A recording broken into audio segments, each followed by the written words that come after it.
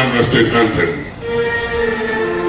We follow hearts, we pray and ask. God bless Anambra, God bless the shining light that we get. We're the only ones to make her brighter, the only ones to make her better, the only ones to make Anambra shine. With our sweat and blood, every breath of our lives, we trust in God, we will lift our home and high. We believe in togetherness, we'll build a land of progress. With the spirit of Anambra, with the spirit of Anambra, with the spirit of Anambra, stay to love. Please remain standing as I invite Reverend UTOHI to kindly come and lead us in an opening prayer. Reverend Okene, please.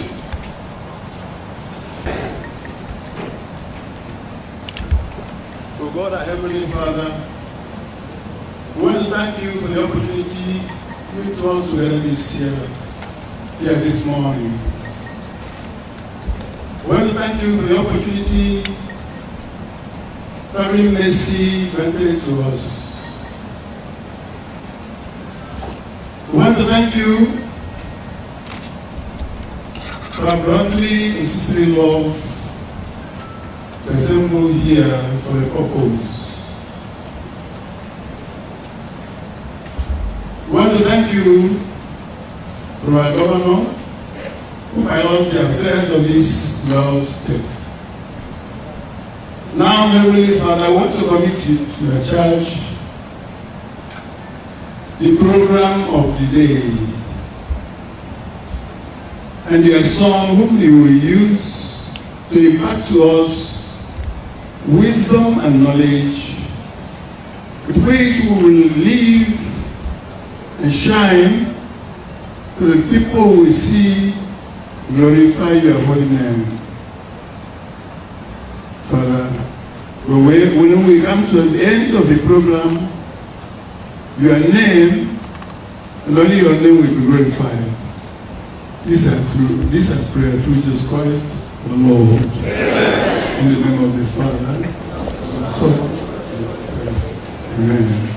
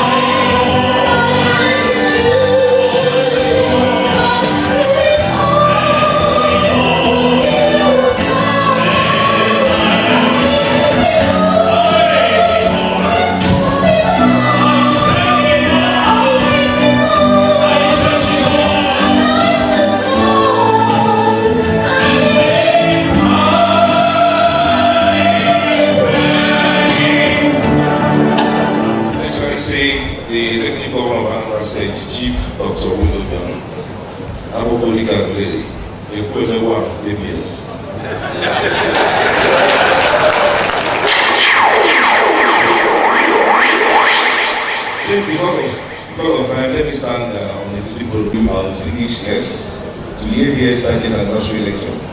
This lecture officially marks the start of the ABS Media Leadership Forum to be held annually.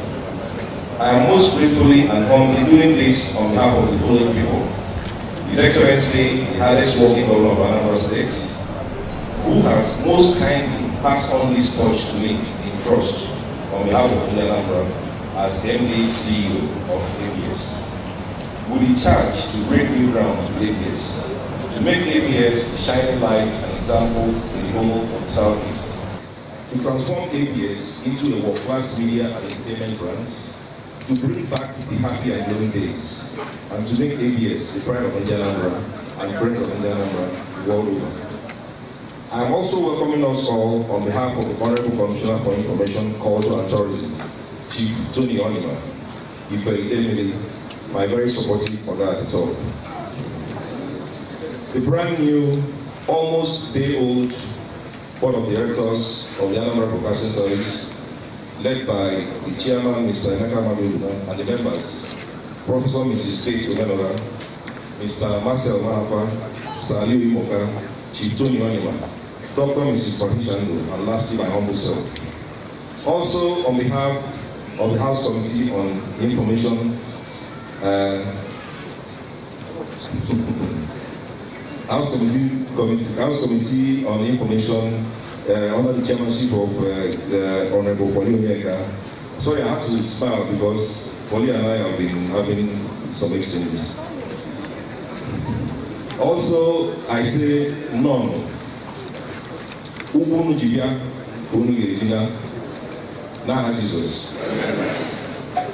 Then I also say that I want to welcome us all on behalf of the hardest working team anywhere in the world. If you're a member of the ABS staff, Board of Management, can you please stand up, please, and give yourselves a big round of applause. You know, these guys, before Abokwe, remember ABS. These guys have been working under extreme conditions. You know, with almost like nothing. It's like resting a lion with bare hands. So please, Abokwe, these are the guys that are making it happen for the state. Round of applause for the place. I want to specially welcome Professor UTOMI, who has remained my mentor over the years. I remember as a young student in the UK, when I was a student there at the University of Greenwich, we had a lecture and I just called PROF. I think it was in the US. And he flew into the UK, he paid his own expenses, his hotel and everything. So I'm so happy that, over the years, he has also been following my career. And anytime I call him to come and do something for me, without demanding anything, PROF is always there. Thank you so much, sir. And the reason why I have to say this is I look at the back and I see young students from Nnamdi University, Anambra State University. It's just to show you what people like us can also do for you. It's not just about you coming to us every time to give you money. You can also come to us for ideas, to help you, give papers and all that. So we're always available to do that for you. Thank you so much. Finally, I want to thank ABS alumni, and I look at, Ebubedike, Chief Peter Edochie. I served with him in the branding committee, and it was such a pleasure working with him. And boys of gold, I want to recognize Ngozi Igebu, who plays Chinwe Nedum, Oselo for Victor Mbane, for all the old boys, Juicy Boko. We have to bring them here today, so that this is more like a celebration. So on behalf of everybody here, I want to say thank you so much, and thank you for coming. By Dr. Chike Okoye. He has a responsibility of doing the citation on the icon that's going to give us this lecture. Dr. Chike Okoye, please come forward and take the citation of Professor UTOMI. A round of applause for him, please. Untitled Chapter was born on February 6, 1956 in Kaduna. He had his primary and secondary education at St. Thomas Kano, Our Lady of Fatima Gusau, Christ the King's College on International College, Chicago. He got admission into the University of Nigeria, Nsukka, in 1973 after enrolling at the Federal School of Arts and Science at the interim in order to reach the 17 years entry age for university education in Nigeria since he finished his secondary school at 15. Patrick UTOMI read mass communication in Nigeria, law in London, and earned his MA, MPA, and PhD from the Indiana University, Bloomington, Indiana, USA. In executive education, he successfully completed courses at Kellogg School, Harvard Business School, got his AMP and INSEAD from Fontainebleau, France, CEP, LBS from Lagos Business School, Management Center Brussels, etc., where he specialized in business, corporate governance, and management of human relations. In 2003, he was appointed Professor of Social and Political Economy of the Lagos Business School. Professor UTOMI has been scholar in residence at the American University, Washington, USA, and a research associate at Harvard Business School, Boston, Massachusetts, USA. He's a member of many professional bodies, including the Nigerian Institute of Public Relations, Institute of Directors, Nigeria Economic Summit Group, Nigeria Economic Society, etc.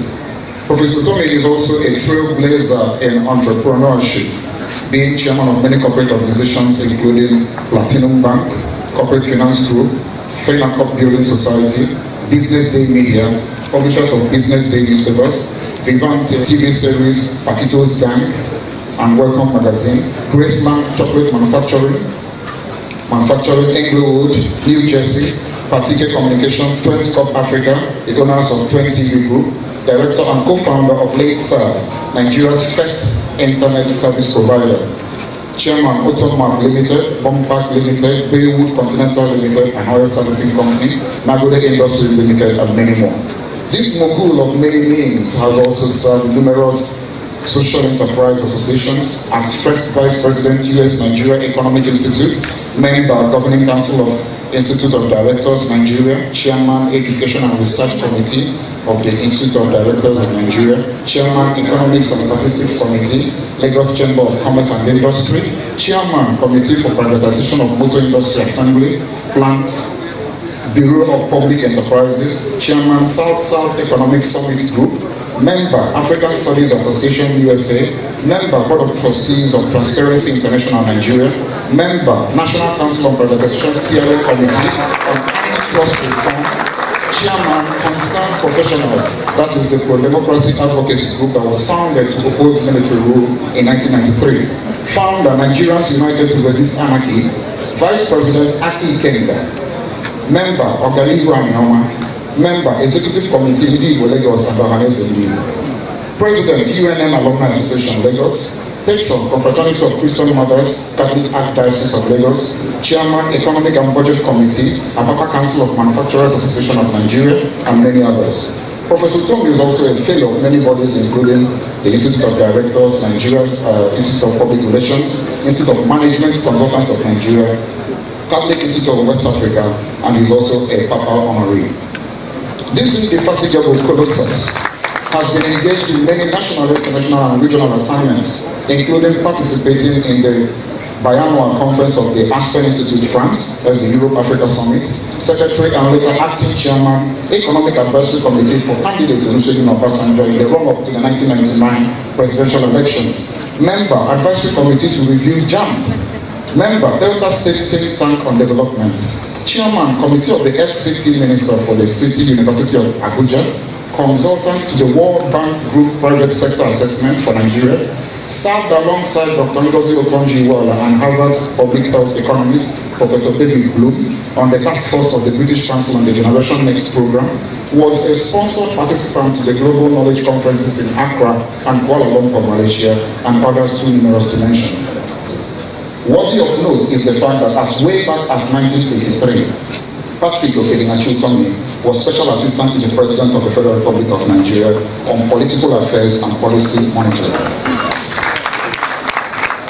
He founded the African Democratic Congress Party and also ran for the presidency of Nigeria in 2011.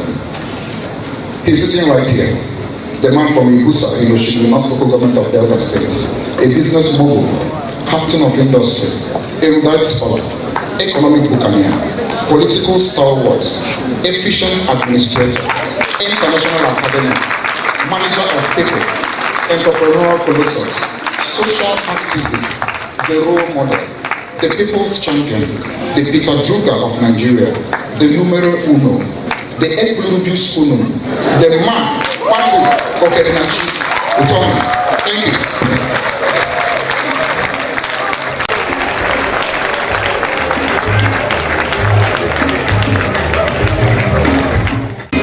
Your Excellency, the governor permit me to stand on the existing protocols. I would like to say that when we were young, sometimes we used to say that benediction was longer than mass. This introduction seems much longer than the speech I'm about to give. But it is an honor to be here. I want to begin by congratulating the governor for bringing new life to APS. It is something worthy of being congratulated. I say this not lightly at all because I have been at the APS studio in Onitsha. And I was very unhappy. Very, very unhappy. Why was I very unhappy? The early beginnings of broadcasting in Nigeria were rooted in the competition for who will be the best. It is not news at all, that the first television station in all of Africa was in Ibadan. In those days when I went to the Loyola College Ibadan, the pay of line was WNTV, first in Africa. But it's also tribute to the kind of politics that made for progress in Nigeria, that literally within weeks of their getting off the ground, in Enugu, a station responded. Eastern Nigeria Broadcasting Service. And as Ibadan said, first in Africa, Enugu said, second to none.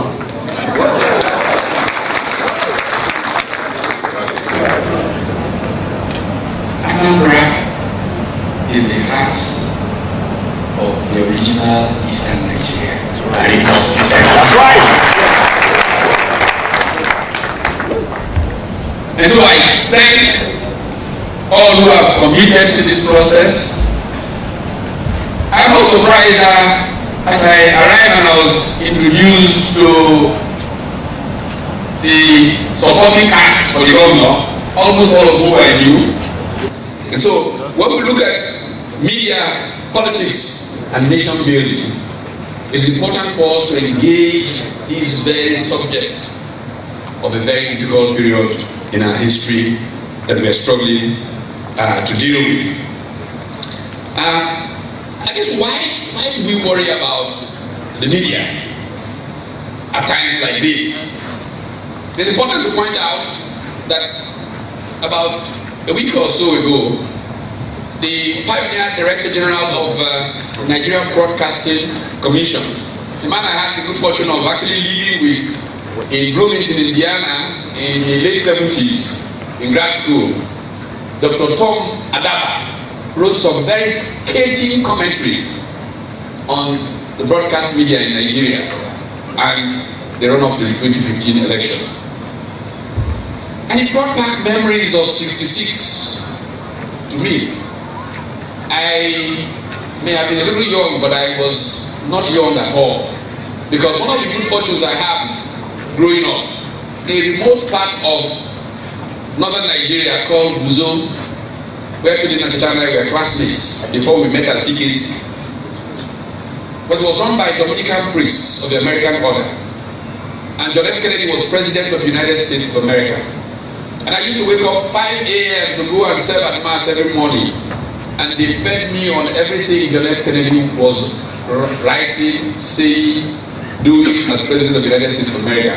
As age 10, I read books that many grad students did not think of reading. So I was completely alive in 1966 and watched our country progressively move in a direction we seem to be moving towards unconsciously. Because a few people did not exercise enough maturity. And the media was a critical part of that process. So when I read Tom Adaba's comments, I felt how appropriate. And so the invitation to come and do this brought back the question of media and why we should be concerned about how media acts. Being concerned about how media acts is really a function of understanding the nature of influence that media can exert. How does the media exert influence? You know, in the very beginnings, in the earliest of days, media influence was given to a fact that, you know, people were docile, they processed information very little and accepted everything the media said to them. So from the early days of press agents in the United States and the roles of publicists of people like P.T. Bannon, it was assumed that once the media got on your side and said something, it happened because media had influence. In fact, the theorists called it the hypodermic needle theory. You just inject and it happens. But then, great newspapers like the New York Times would endorse a candidate for public office, and the office and the candidate would fail. And began to, how can the New York Times say this is the best person for mayor of New York, and the person loses the election? That something is wrong here. And researchers began to probe into what really media influence was about. Was media really as influential as it? And then came perspectives. The hypothesis that media influence was not direct, that media influence was mediated, and that you had in society opinion leaders who consume media information, process it, and influence people based on their own context and perception of what was flowing from the media. And so we began to talk about, you know, opinion leader influence, two-step flow of communication, multi-step flow of communication. Yes, the media was seen to be influential, but its influence was mediated. It wasn't a direct kind of influence. After all kinds of work, research in that area, through the years, some more humility began to creep into an understanding of media's influence. But there was a view that the media had influence. And that influence was essentially based on a number of things. One, in this world, so many things happen, but nothing happens until the media says it has happened. Because you cannot take everything that has happened and work on it. Certainly, too many things happening for people to process. And so the gatekeepers of the media, those news editors that say, out of these 1,000 items, put this on the front page, put that at the tuck it under somewhere, or don't even touch it. They decide what the world considers important. So the gatekeeping function, in a way, leads the media to setting society's agenda. And the agenda setting function of the media became essentially how media influence was perceived as coming from. Then other things began to emerge from research about how media influences people. And this is a very important part. One of the things that I talk about in our country, why our country is far from where it should be, is what I call a collapse of culture. There has been a collapse of culture in our country. And I particularly like when people ask me, what happened in the Southeast? Look, in 1964, Dr. Michael Okpara, by the way, my hero, my real hero, Dr. Michael Okpara said that Eastern Nigeria, if you exercised it from Nigeria, would be the fastest growing economy in the world, and that was true. What happened? That is not so true anymore. That the parts of a country that grew at the fastest rate in the world is not performing up to speed today. And I say it is a function of a collapse of culture. How did culture collapse? What are the issues that affected culture? I'd like to make the point that people have not analyzed enough, in my opinion, the effect of the Civil War. Before the Civil War, the typical Igbo man was known for a number of things. One of them was thrift. When you are thrifty, you save, you invest, you grow. During a war, the only thing that matters is survival. All those values of thrift and so on and so forth, of respect for the dignity of others and those kinds of things, mores, norms, those kinds of things, typically are set aside just to survive in a time of war. Culture shapes human progress. leaders shape culture.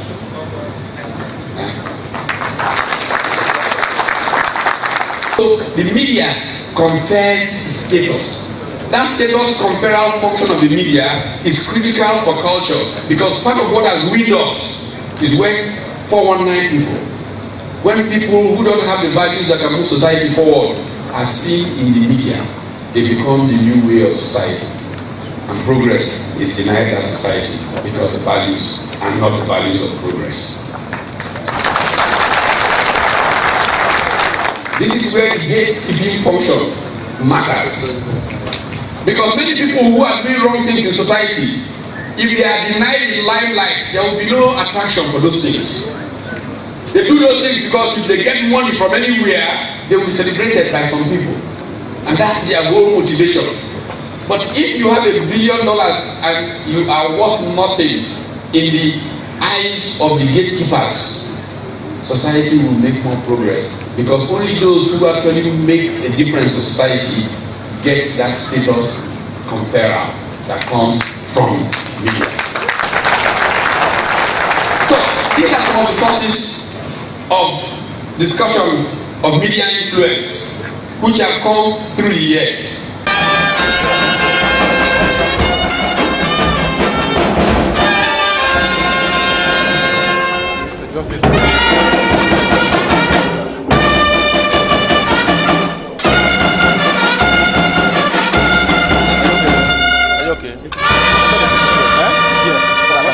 Dear President, members of Anambra State House of Assembly, our guest lecturer or speaker, Professor Patrick, the economics buccaneer. My essays and SSAs here present. Igwe no Akaramu Igwe Amos Igwe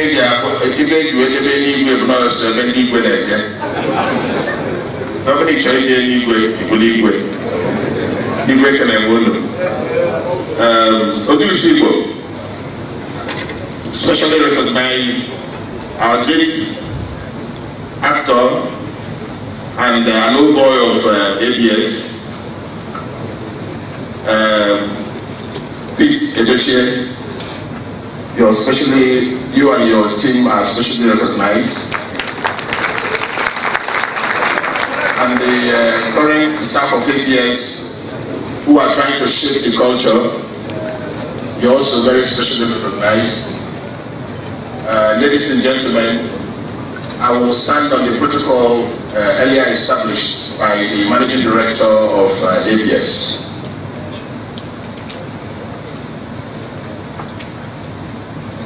First, I want to thank you, our brother-in-law and friend, Professor Pat UTOMI, for accepting to come to Oka to deliver the great lecture we have just listened to. Through the years, Professor UTOMI has established himself in our consciousness as an important voice in national discourse.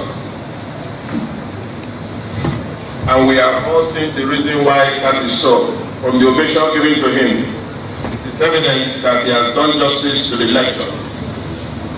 Professor UTOMI, I say thank you once again and welcome to Anambra State, the light of the nation. Dear Anambra, today's event is dear to me. It comes 13 days to the first anniversary of my administration. So it's gratifying to see that when we look back to the last 12 months, we are happy to note that Anambra Broadcasting Service has experienced the wind of change that is blowing across Anambra society today. Ladies and gentlemen, experience has shown that no truly accountable and democratic society can thrive without a robust media. My administration is fully aware of the following importance of the media in a world that is essentially driven by hunger to know, stimulated by the media, and satisfied by the same media. We are aware that without a powerful information dissemination the giant strides we have made in building a new Anambra State will not be known to the Anambra and others. But perhaps, more importantly, we are also aware that we cannot effectively build a new Anambra without first building a new ABS.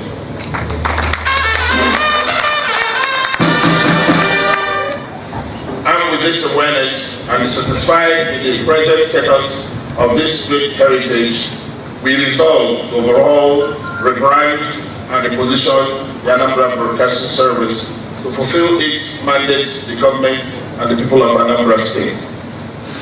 In line with our resolution, we invested heavily in the procurement of ultra-modern digital equipment that has just arrived and will be fully installed and ready to use in less than 6 weeks.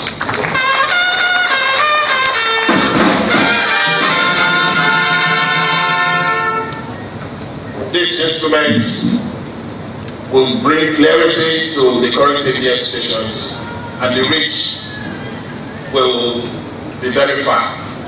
I was told to moderate the reach when I'm talking about it. But what I can assure you is that we're going to see a brand new ABS, crystal clear like CNN, and like CNN.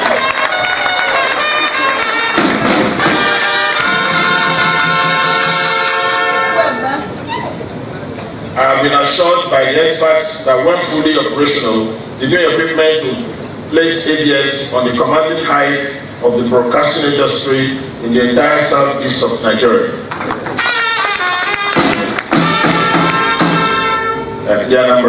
As part of our efforts to create a formidable broadcasting brand, I inaugurated a new board of directors for the new ABS. The board is headed by our own Nnameka Madrimuna, a veteran broadcaster and communications guru, whose wife is also a famous broadcaster. When I inaugurated the board, I challenged Nnameka and his team to turn ABS into another CNN. And I have no doubt that they will give the Anambra just that.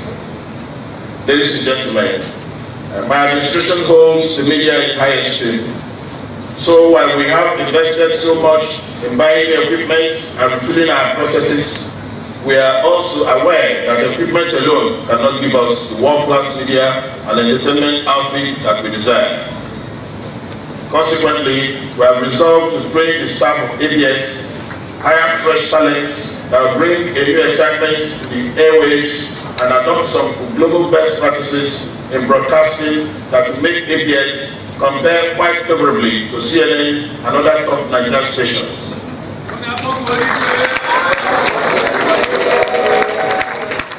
So in the Anambra, it is a new day for ABS. It is a new day for Anambra State. It is a new day for us all.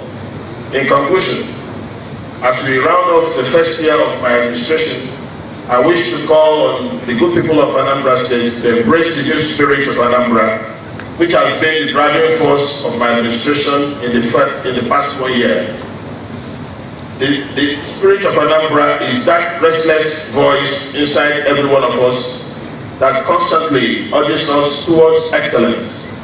It is a pathfinding spirit that leads us to the road less traveled. It is a can-do spirit that nudges us to become masters of our own universe. It is the spirit behind the flyovers that are springing up in Oka today, and the spirit that will lead ABS to the commanding height of broadcasting in Nigeria. This is the spirit that every one of us must strive to have. This is the spirit we sing in and ask God in our anthem to lift. Ladies and gentlemen, thank you for your kind attention. Thank you very much.